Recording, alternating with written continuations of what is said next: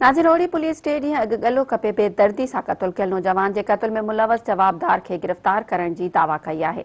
उन हवाले सां अपडेट करे रहियो आहे मेराठी जो रिपोर्टर सैफुल्ला बलोच। जी सैफुल्ला, छा तफ़सील आहिनि? जी मां तव्हांखे ॿुधाए थो हलां, रोहड़ी कंदड़ नाके भरिसां कंप्लेक्स ग्राउंड ते बेदर्दी सां क़तल कयल नौजवान दीन मोहम्मद शेख जो कातिल पंहिंजी बिरादरी जो निकितो। कुझु ॾींहं अॻु ज़ालिमाने तरीक़े सां गलो कपे बाहूं कटे जिस्म ते ज़ख़्म ॾेई कटियो वियो। रोहड़ी पुलिस कामयाबी कार्रवाई सां कातिल मुराद शेख वाक़े जो एसएसपी इरफान अली समूह सख़्ती सां नोटिस वठंदे मुलज़िमान जी गिरफ़्तारी लाइ एसएचओ रोहड़ी जी सरबराही में टीम जोड़ी वई। पुलिस जी इंफॉर्मेशन टेक्नोलॉजी जी मदद सां कार्रवाई कंदे मुलज़िम मुराद शेख गिरफ़्तार करे वरितो आहे।